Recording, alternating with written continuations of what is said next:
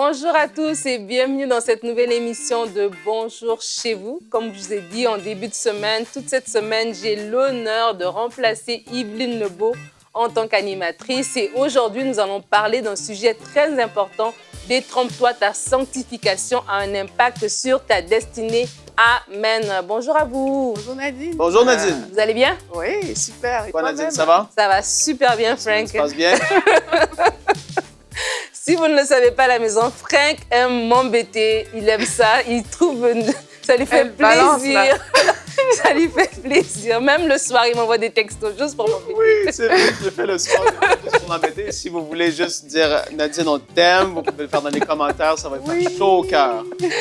Ouais, merci beaucoup et je vous aime aussi. Et aujourd'hui, on parle d'un sujet important de la sanctification et de son impact sur notre destinée. Parce qu'il y a beaucoup de gens, en fait, qui ne se rendent pas compte, qui veulent aller plus loin, qu'ils ont des plans et des projets. Et des fois, c'est juste la sanctification, le manque de sanctification, le manque de consécration qui peut vraiment être un frein sur leur propulsion. Justement, on va en parler. Et en deuxième partie d'émission, on aura un flashback avec toi, Frank. Oui, flashback de Charles Finney. La deuxième partie, on a fait la première partie, on s'est concentré sur sa conversion, ce qu'il a vécu, le baptême du Saint-Esprit. Mais là, on va couvrir 40 ans et plus en 10 minutes. Wow. Le ministère et la partie ministère de sa vie, ça va être, par la grâce de Dieu, très bon. Ça va être très bon. Amen. Et je l'avais dit même ce matin que je trouve que quand tu fais les flashbacks, c'est tellement bon. Tu as une façon d'expliquer, de parler qui est vraiment, vraiment super intéressant. Et je vous invite aussi à écouter le flashback, la première partie. L'émission s'appelle « Bas au-delà de tes limites grâce au Saint-Esprit ». Et c'était vraiment puissant. Tu as prié pour le baptême du Saint-Esprit parce que ça a été vraiment aussi quelque chose de très fort dans la vie de Charles Finney. Donc, vous pouvez aller le voir sur le replay sur emcitv.com et le replay sera disponible. Alors, on va commencer d'abord avec toi, Aurélie, tout de suite dans la pensée du jour.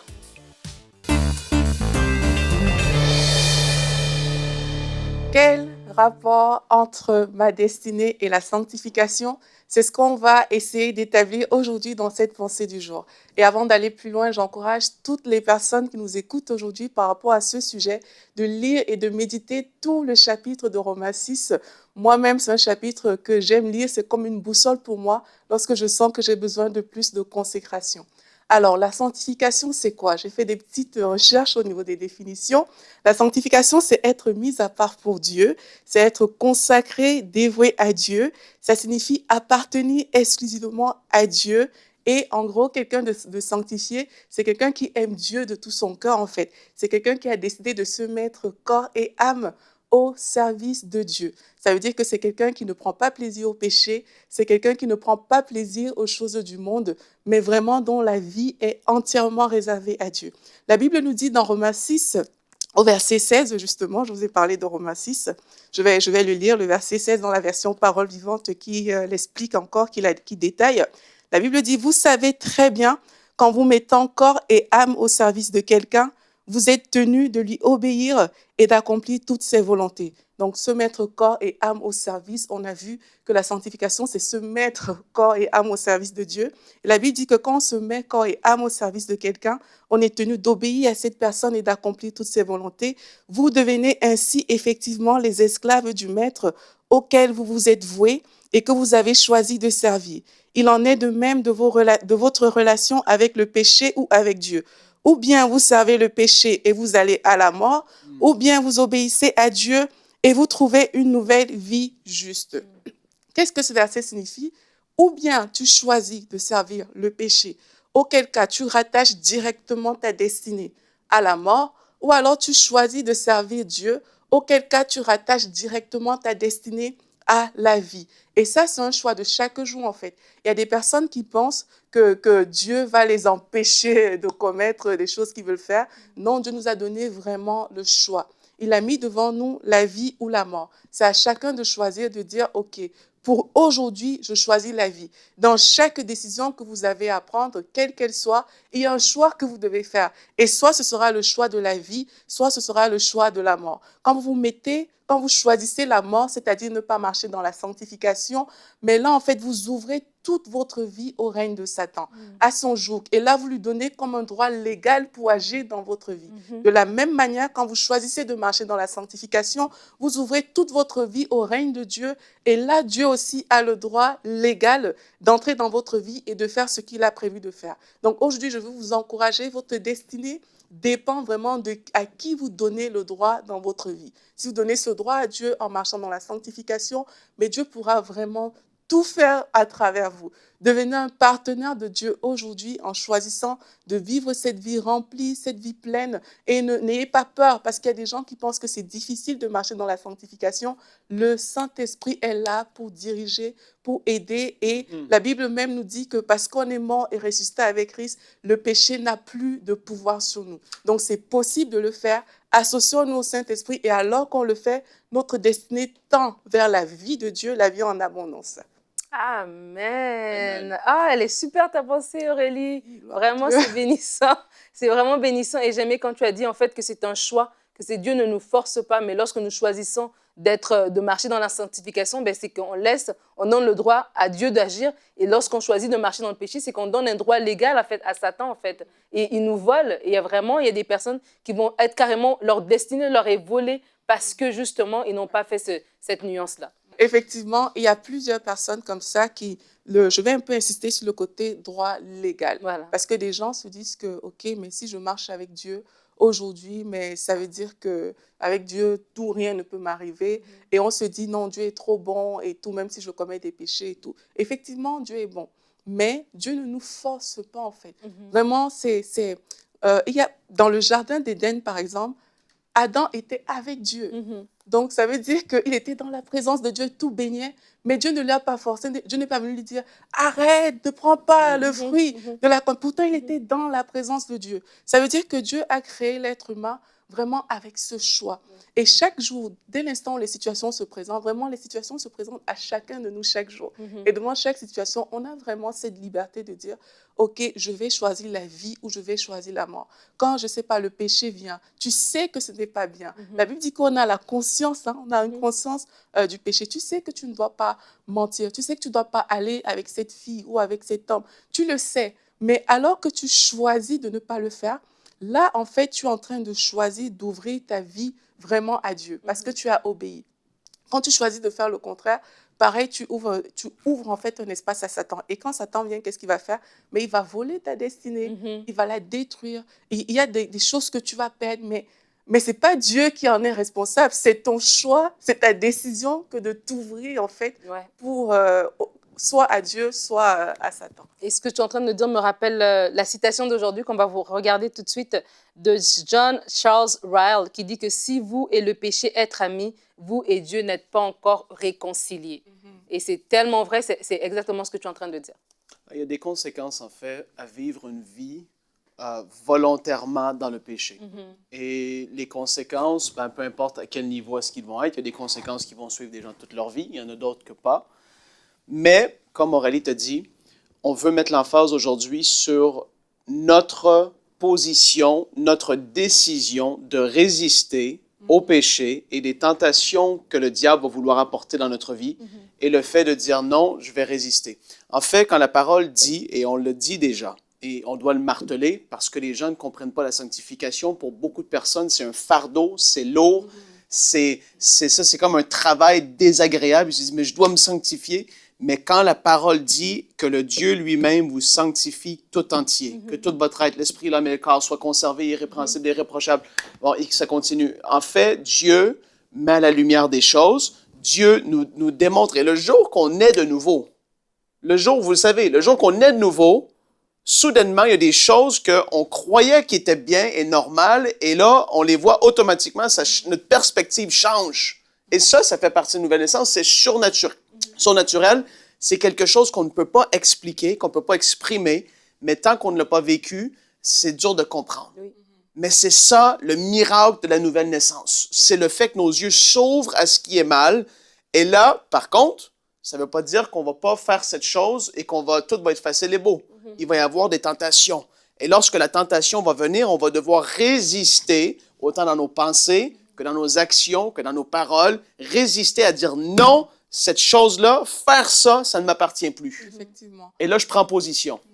Et Frank, par rapport à ce que tu dis, j'encourage aussi les personnes parce que quelquefois, on pense que c'est dans le faire qu'on va trouver, qu'on va réussir à être sanctifié. Voilà. Dans le sens qu'il y a des personnes, effectivement, qui se disent « je ne vais plus faire ça, je ne vais plus faire ça », mais elles retombent, en fait, parce qu'elles n'ont pas compris qui elles sont. Elles ont juste admis que, OK, je ne dois plus faire, mais elles n'ont pas compris leur position en Christ. Et quand tu comprends ta position en Christ, mais c'est parce que tu es en fait enfant de Dieu que naturellement tu vas te détourner de certaines choses. C'est parce que moi je suis une femme qu'il y a des choses de garçon qui ne m'intéressent pas du tout. De la même manière, quand tu es enfant de Dieu, mais le péché ne t'intéresse pas en fait. Tu ne veux pas pécher si tu n'es pas dans un peu de ci, un peu de ça. Ça peut arriver que tu tombes, ça peut arriver que quelque chose se passe, mais tu te ressaisis. Tu ne vas pas vivre une vie où tous les jours tu es dans le péché. Donc c'est important de savoir qu'on a une position et c'est aussi important de savoir que le Saint-Esprit, comme la Bible dit, il est le garant de notre héritage. Donc il est le garant de cette position en Christ en fait qu'on a reçue. Donc quand tu décides de t'associer au Saint-Esprit et vraiment, je veux vraiment encourager les gens dans ce sens parce que moi j'ai remarqué que dans ma propre vie, rien que parce que j'ai décidé de connecter à Dieu, de tourner mon regard vers lui, de prier, il y a des choses qui quittent tout seul. Tu ne fais même pas d'effort. La sanctification, c'est comme elle est nourrie par la relation que tu entretiens avec Dieu de façon permanente. Et juste parce que tu tournes tes regards vers lui, comme la Bible dit, il te transforme. Mais si tu étais juste, ah oui, je vais faire ci, je vais faire ça, mais chaque fois tu vas tomber et puis tu vas te décourager et le péché peut devenir naturel dans ta vie. Mais quand on choisit de tourner le regard vers Dieu, Dieu nous transforme vraiment. C'est ce partenariat avec le Saint-Esprit qu'on fait. Et alors qu'on est transformé ainsi, notre vie est transformée. Tous les jours sont transformés. Notre destinée est transformée. Et c'est comme ça que notre vie est différente d'une autre vie. Je crois que c'est dans Colossiens chapitre 3 et le verset 1 de mémoire que ça dit « Affectionnez-vous aux choses d'en haut et non à celles qui sont en bas ici sur terre. » Et là, la responsabilité est clairement donnée.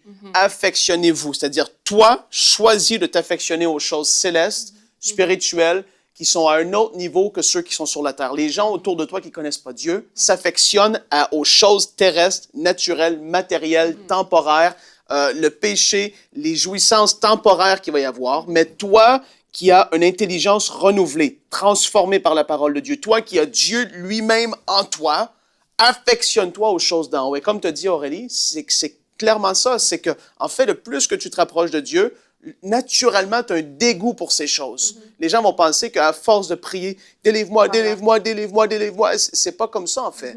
Et ça se fait naturellement. Et tu vas être surpris ou surprise de te rendre compte que tu vas être au magasin, au restaurant, à l'école, peu importe où. Et là, soudainement, tu as quelqu'un qui te propose quelque chose. Et en toi, mais non, j'ai pas envie de faire ça. En fait, c'est Dieu qui fait son œuvre, pas à force de prière uniquement, pas à force de par les œuvres. C'est quand on est ouvert à son action en nous. Amen.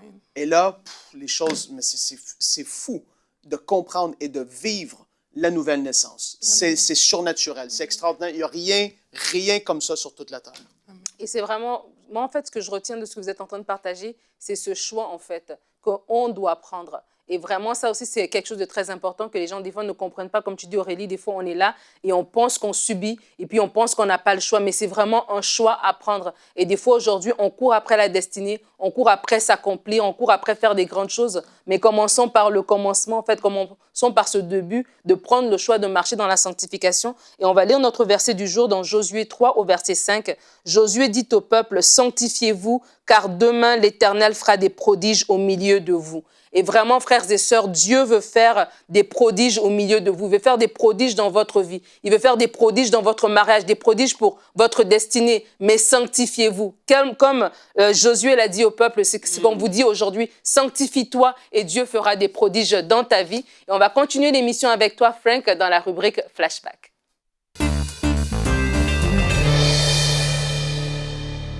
Eh oui, Charles Finney, partie numéro 2. Et comme j'ai dit, on a vu sa nouvelle naissance. En fait, et je veux juste rappeler très rapidement aux gens qui vont suivre cette émission, Charles Finney était un jeune homme qui faisait des études en droit. Il voulait devenir avocat. Il était un grand sceptique de la foi chrétienne parce qu'il allait à des églises, il allait à des réunions de prière pendant des mois de temps. Et en fait, je vais le dire comme ça, il se moquait des gens. À un moment donné, les gens ont dit, mais pourquoi est-ce que tu ne donnes pas ta vie au Seigneur? Pourquoi est-ce que tu ne pries pas? Mais parce qu'il dit, mais parce que je vous entends prier semaine après semaine sans aucun exaucement. Et il dit, si votre Dieu existe, pourquoi est-ce qu'il ne vous exauce pas? Et en fait, je l'avais expliqué la dernière fois, les gens croyaient dans la souveraineté extrême de Dieu et les gens ne priaient pas avec foi. Et voilà pourquoi ils ne voyaient pas d'exaucement. Mais Charles a vécu la nouvelle naissance, visitation de Jésus lui-même dans la pièce où est-ce qu'il était, jamais entendu parler du Saint-Esprit, mais se met à parler en d'autres langues. Des gens viennent le visiter immédiatement après, sont visités, se mettent à rire dans l'esprit, à rire dans l'esprit, des gens très sérieux. Et là, ils riaient, et baptisés du Saint-Esprit. Il commence à vivre des manifestations de la puissance de Dieu. Et là, Charles commence à évoluer, à grandir dans sa relation avec Dieu.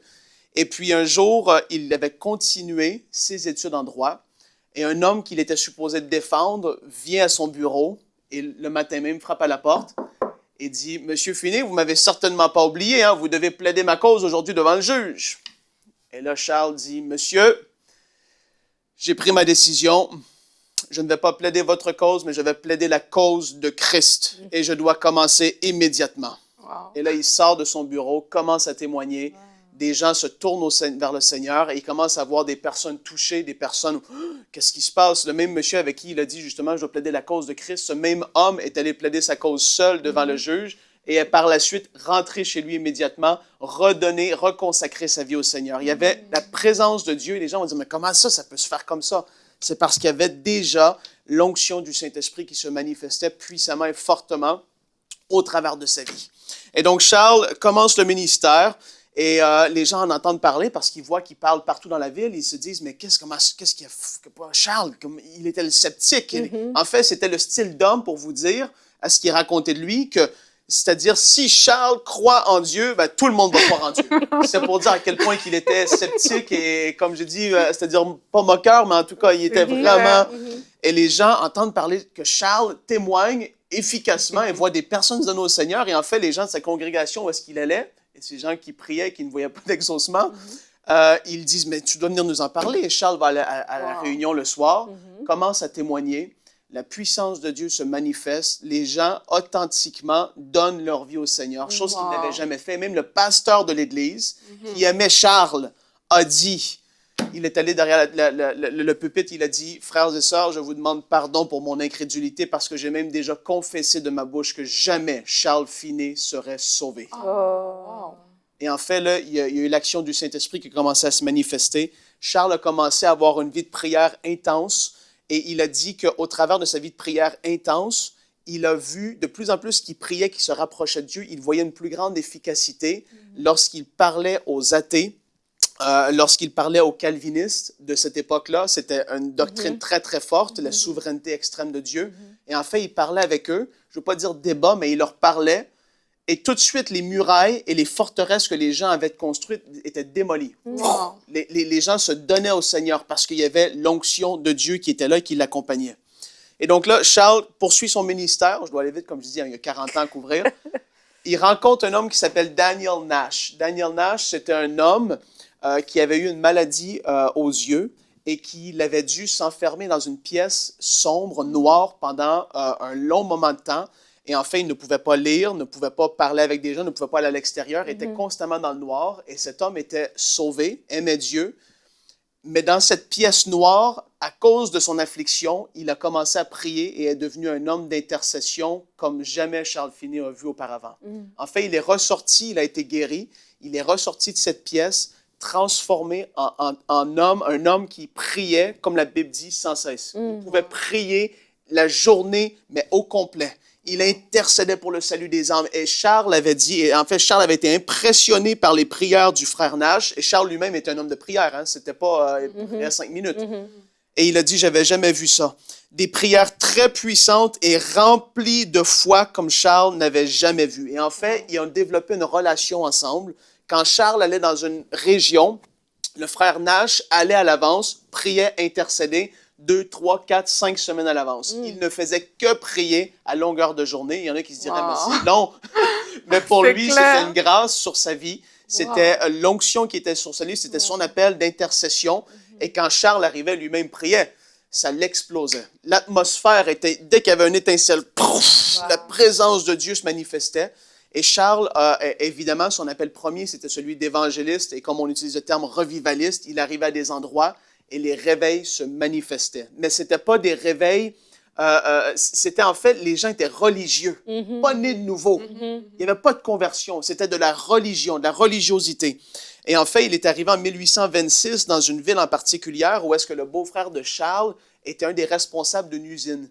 Et les fruits de Charles étaient indéniables. Et le beau-frère de Charles a dit, tu dois venir parler à l'usine, aux employés, parce que ce que Dieu fait au travers de toi, c'est extraordinaire. Charles a dit, ben, OK, on va aller dans une usine, on va parler du Seigneur aux gens. Et donc, il rentre dans l'usine et il marche.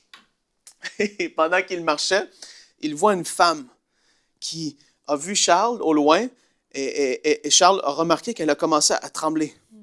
Et en fait, elle était à une machine et elle voyait Charles et elle essayait de réparer un fil, mais ses mains tremblaient. Et de plus en plus que Charles arrivait, de plus en plus qu'elle était agitée. Et Charles est arrivé à peu près à 2-3 mètres de elle, 8 ou 10 pieds. Et du moment qu'il est arrivé et qu'il l'a regardé en plein visage, la femme s'est écroulée. Oh, wow. Elle s'est mise à pleurer, elle a demandé pardon pour ses péchés et ça s'est répandu dans toute l'usine. Il n'avait même pas parlé, là. Zéro. Wow. Juste là. Ça s'est répandu dans l'usine. Et le beau-frère de Charles, qui était un des responsables, a dit à tout le monde, « Arrêtez les machines!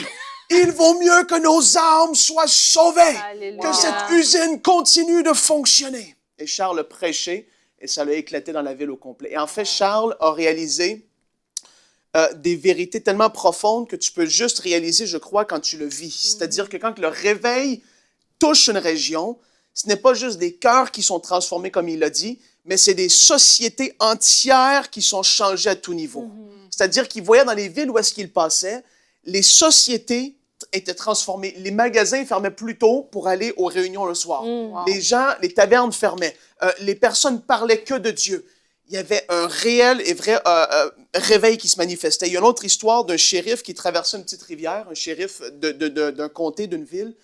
Et du moment où est-ce qu'il a traversé la rivière, et ça, c'est lui-même qui en a témoigné, Charles faisait des réunions de réveil dans un endroit. Il a traversé la rivière et il est arrivé sur le territoire de la ville. Et la puissance de Dieu sur son cheval est tombée sur lui. Du moment qu'il est rentré sur le territoire, il a senti la présence de Dieu. L'homme est allé à la réunion. Et en fait, tu vois comment que ça se répandait à travers des régions où est-ce qu'il était. C'était pas juste où est-ce que lui, il prêchait. Charles ne croyait pas que les réveils étaient seulement des actes souverains de la part de Dieu, comme beaucoup le croyaient, mais il croyait que le réveil pouvait être provoqué par le jeûne, la prière, et en tenant Dieu responsable de ses promesses qu'il a faites dans sa parole. Il était passé par-dessus cette idée de « Dieu, s'il te plaît, si tu le veux, envoie un réveil, s'il te plaît. » Il a dit « Non, nous allons être porteurs du réveil. » Et en fait, c'est ce qu'il faisait quand il était dans des endroits, c'est par le jeûne, la prière. Et en fait, quand il priait, et ça c'est quand j'ai lu, ça m'a bouleversé. J'ai arrêté de lire quand je lisais chez moi. Ça m'a marqué. Une des phrases qu'il a dit, et il le dit lui-même dans son autobiographie, il a dit, je pouvais prier des fois des phrases comme celle-ci. Et il disait ça à Dieu. J'espère que tu ne crois pas pouvoir me refuser cette requête et cette demande. Je viens vers toi avec tes promesses en main et je ne veux pas me faire refuser cette demande. Wow. Mais t'imagines, c'est... Ah, moi, tu vois, j'aurais pas pensé parler comme ça. C'est clair. Mais il nous sort de notre petite boîte, en fait. Ouais. Et Dieu, je crois que Dieu aime ça. C'est parce que Dieu, ce qu'il aime, c'est la foi. Oui. Et quand un homme est sincère et dit, « Seigneur, tu n'as pas le droit de me refuser cette promesse. Wow, le cœur de Dieu, je suis sûr qu'il est touché. C'est comme Jésus. Quand cet homme a dit seulement une parole, Jésus fait, « Wow, lui, j'ai jamais vu une foi telle que lui. Et là, on arrive au réveil le plus puissant de sa vie. C'est le réveil de Rochester à New York. C'est connu dans tout ce qu'on va lire de Charles Finney.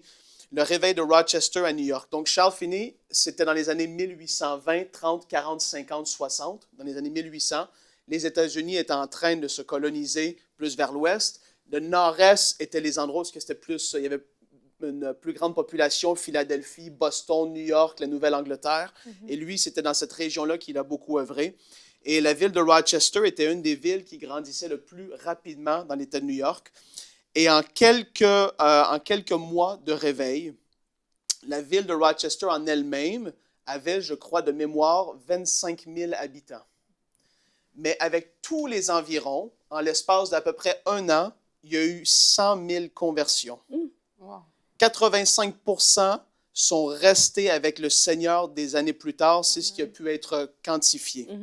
Un des plus fervents critiques de Charles Finney, Lyman Beecher, avait dit lui-même par la suite. Au début, il critiquait Finney parce que Finney prêchait justement qu'il y avait un enfer, que si tu ne te convertissais pas, tu y allais y aller. Il faisait des appels au salut comme personne auparavant. Il disait « Avancez-vous, asseyez-vous sur ce banc si vous voulez recevoir le Seigneur maintenant. » Et c'était le style que s'il n'y avait personne qui se levait après avoir prêché, il disait « C'est clair, vous avez pris votre décision.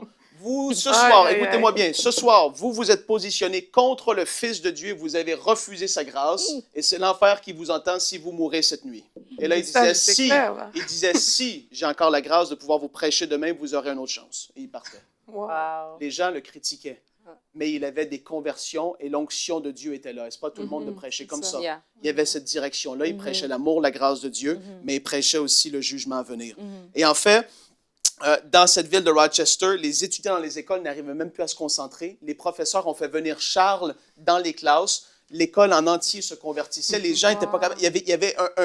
Ils étaient mal par rapport à leur âme vis-à-vis de Dieu. Ils se disaient, mais si je meurs, et c'était même pas parce que Charles avait prêché. Il y avait une simple conviction qui était là. Les gens, comme je dis, c'est ça, essayer de comprendre la conviction du Saint-Esprit. Quand Jésus a dit, le Consolateur va venir, et c'est lui qui va convaincre le monde en ce qui concerne le péché, la justice et le jugement à venir. C'est ce que l'Esprit de Dieu fait auprès des incroyants. C'est ce qu'il faisait dans des régions complètes. Et donc, le réveil de Rochester a fait exploser le deuxième grand réveil des États-Unis. Le premier avait été instauré, apporté par George Whitefield. J'avais fait un autre flashback sur lui dans le passé. Mais le réveil de Rochester a vraiment fait exploser ce deuxième grand réveil. Charles Finney est vraiment, il a l'étiquette du porteur du deuxième grand réveil des États-Unis. Si les États-Unis sont ce qu'elles sont aujourd'hui, il y a une grande partie qui est attribuée à lui. Et je crois que pour les États-Unis, il n'y a pas d'autre évangéliste qui peut être comparé à lui, excepté pour Billy Graham. C'est ce que les gens vont dire. Ça a été un homme de réveil, de puissance. Il a été pasteur par la suite, mais ça n'a pas duré longtemps. Il n'était pas capable de rester fixe à un endroit. Même quand il était à un endroit, il faisait des réunions pendant 1 semaine, 2 semaines, 3 semaines, 4 semaines d'affilée. Tous les soirs, il prêchait sans cesse et ses églises grandissaient. Il construisait des nouveaux bâtiments dans les régions et après ça, il partait à quelque part d'autre. Et en fait, sa vie a été comme ça. Il a eu plusieurs enfants et lui, pour sa part, sa première femme, ça a été un des moments difficiles de sa vie. Elle est décédée en 1847 et ça l'a bouleversé sa vie. Ça a été une difficulté qu'il a su remonter par la grâce de Dieu. Et lui, il a encore vécu pendant près de 30 ans après son décès et il a apporté vraiment le réveil partout dans les États-Unis. Il a voyagé un petit peu outre-mer, mais ça a vraiment été son œuvre. C'est dans le nord-est des États-Unis, dans la région de New York. Il est mort le 16 août 1875, dans les 83 ans, je crois, approximativement. Il a été une bénédiction. Et vraiment, c'est Charles Finney, l'homme de réveil qui, je pourrais en dire tellement Oui. Déjà. Donc, je te laisse une petite conclusion, Nadine, et exprès. Merci Frank, wow, c'est tellement formidable et inspirant et vraiment ça rejoint le thème qu'on a partagé aujourd'hui, que lorsque nous nous sanctifions, lorsque nous cherchons Dieu, une destinée glorieuse nous est réservée. Merci beaucoup pour ce flashback. Nous allons nous retrouver demain. Notre thème sera « Ta vie a de la valeur ». Nous aurons une rubrique « Pasteur, j'ai une question » avec Yanis Gauthier et un invité, le docteur Paul Sabat, qui viendra présenter son livre « Fait pour vivre ». Vous ne voulez pas manquer ça. Merci de nous avoir suivis et bonjour chez vous.